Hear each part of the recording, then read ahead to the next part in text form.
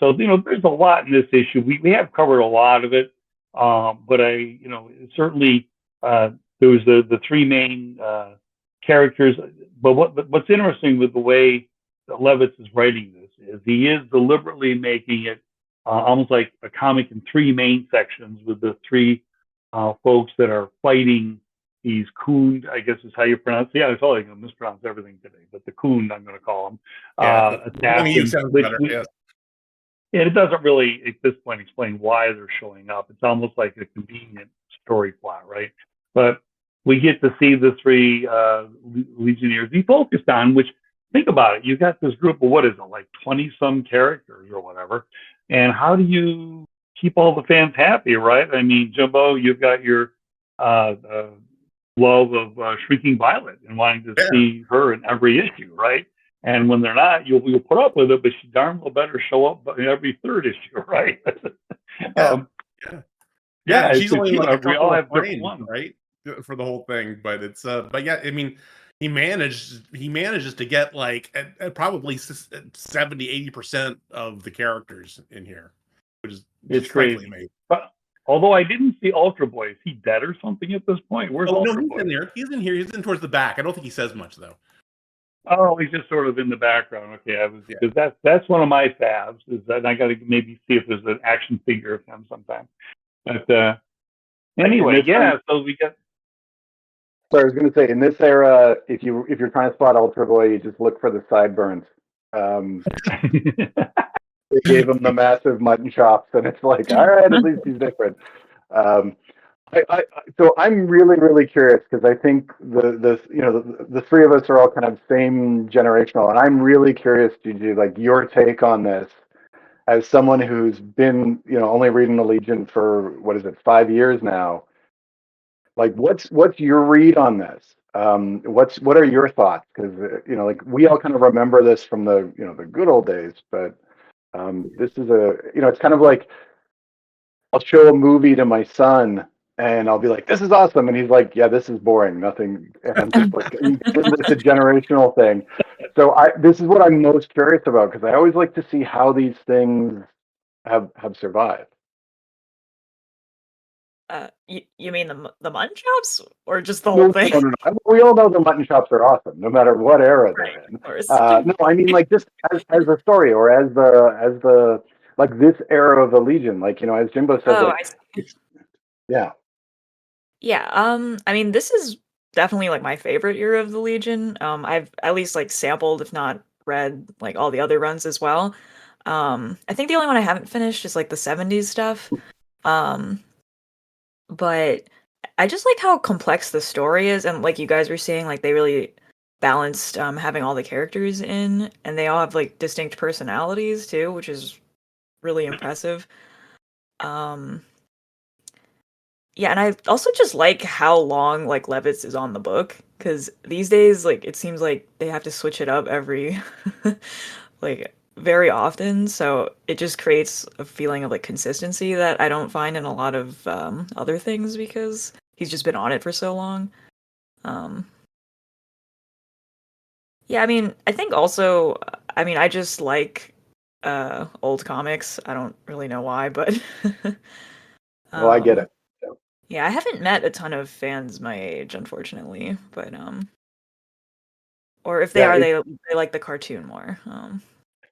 That's what I've kind of noticed. Like they got in through the animated, and then they're kind of curious. Okay, who are these guys? And they start reading them, and then I'm sure it's got to be a big jolt from Bouncing Boy being front and center in the animated, and then you get to this run, and he's as far in the background as you can get, and it's Brainy not being a robot was pretty crazy too. Yeah.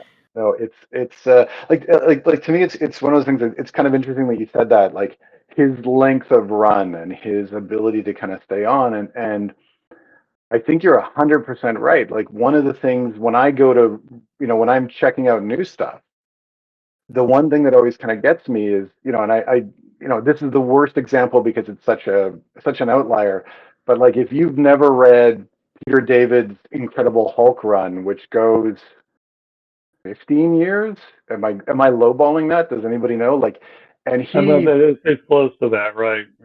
Yeah, like, and he flipped genres, styles, like he does so much over this time period, but like he knows everything that's going on. Or I think of even like Wolfman's New Teen Titans. Now, admittedly, by the end of his run, he needed to get off the book, but yeah, like he, like, I mean, again, or I'm trying to think of another really good long run.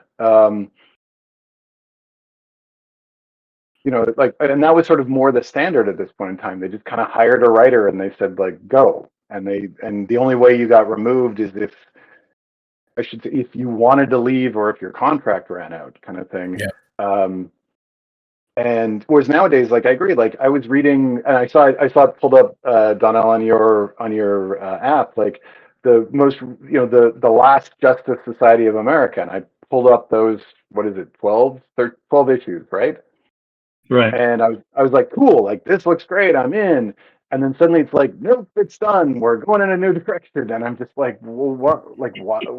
Why? Like, why are you making this switch? Like, it just didn't make any sense to me, right? We lost Idle there for a bit. Yeah, like it's too bad because he is a super fan. I wanted to make sure he knew we were recording, and Idle is huge, but hopefully he'll be back. Go ahead.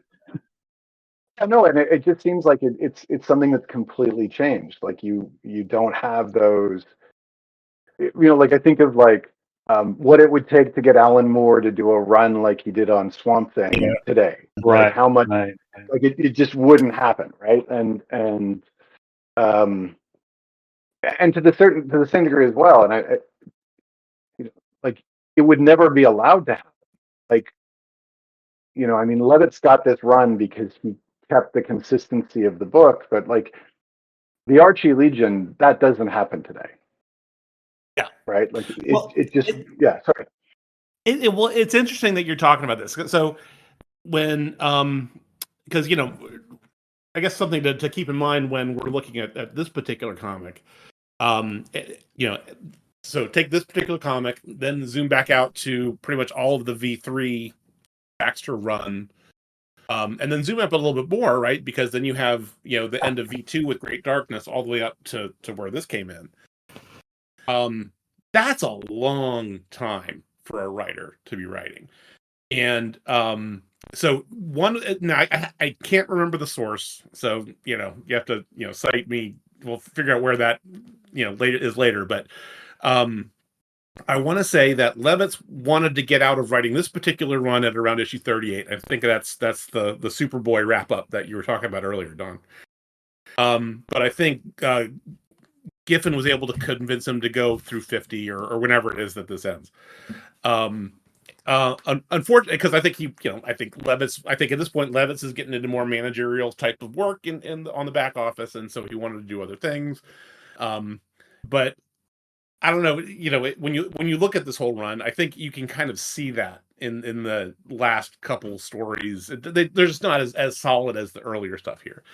But it was interesting. So at the Baltimore Comic Con that happened like a month ago, I was in a panel with Ron Mars and a couple other people. I can't remember the other people offhand, but I asked them. I was like, well, you're on. Everybody there was noted for, they're known for having these long runs working on particular characters, and I asked them, how long is too long? What, if you feel like you've squeezed too much juice out of it, and you just don't have it anymore, do you just walk, or do you just keep going and just turn out less than stellar quality stuff? And their answer was basically just to walk. But I mean, with contracts, who knows, right? But anyway, to kind of come back to this, what we're seeing here is somebody who's like at the actual, he's at the peak of his form at this moment, right? I did a look while we were talking. There's 20 Legionnaires that are actually core Legionnaires that are shown in this book, and then there's a couple others that are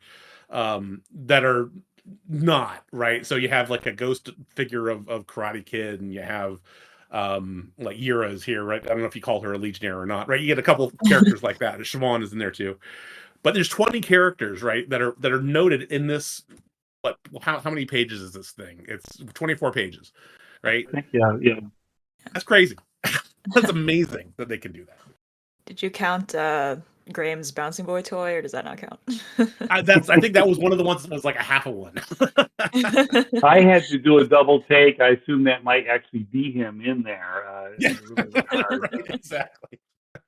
I did want to slip in the comment here that what's kind of interesting with Levitt is he's almost like the child of the Legion, because he cut his teeth a lot, just like Lytle as an artist. Started out with the Legion pretty much with DC and hadn't done much before at all, almost nothing. Same with Paul Levitt in the 70s. And, just bless you if you try to read his stuff back then. It was not good. So Paul Levitt started in the mid-70s with the Legion, and it's very mediocre. I mean, he didn't start out as a shining star. And many will argue that, and I think I would as well, that somehow, and I don't know how this could happen, that his teaming with, of all people, another quirky artist at the time, Keith Giffen, who actually didn't do anything all that great before this. And I used to like him because he looked like Jack Kirby. So I thought it was great when Keith Giffen would do like a Defenders issue back, but still, somehow together they ignited each other and kind of propelled each other's career, in my opinion, in their careers. So that's what's kind of interesting to me, is in a way, mentioned earlier that, the earlier issues maybe haven't been read as much in the 70s in particular. There's some difficult stuff in there. There's great stuff, which is difficult. But so Paul, we all love him. But, in a way, he's given us a real not so great crop of comics we also have to wade through from earlier. Yeah, I do have a soft spot for Earth War, though. I do have to admit that.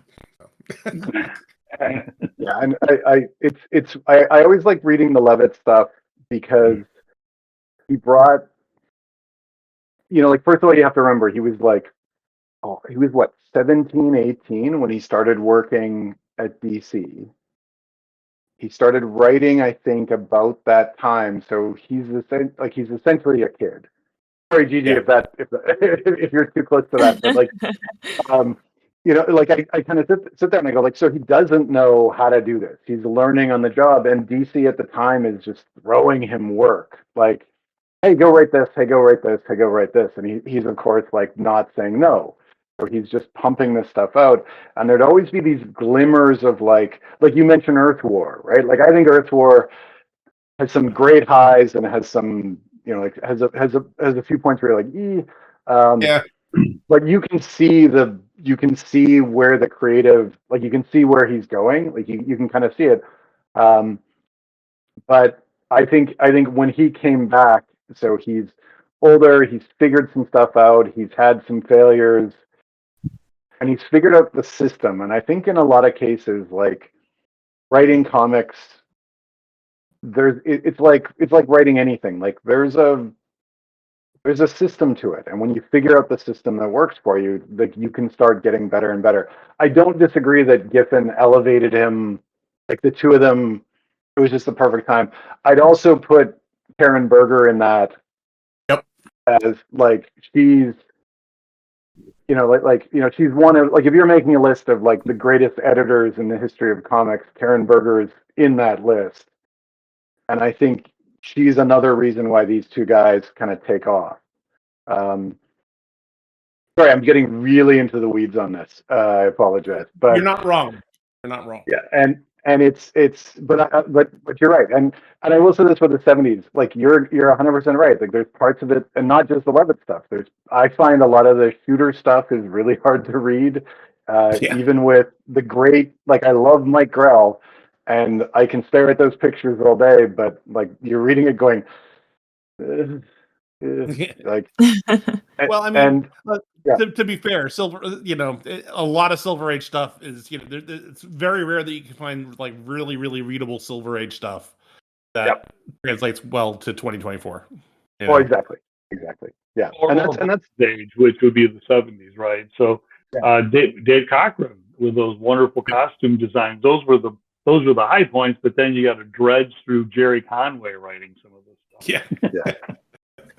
Yeah, it's and that I think that is one of the kind of nice things about this is that even though it's 40 years old, it's kind of held up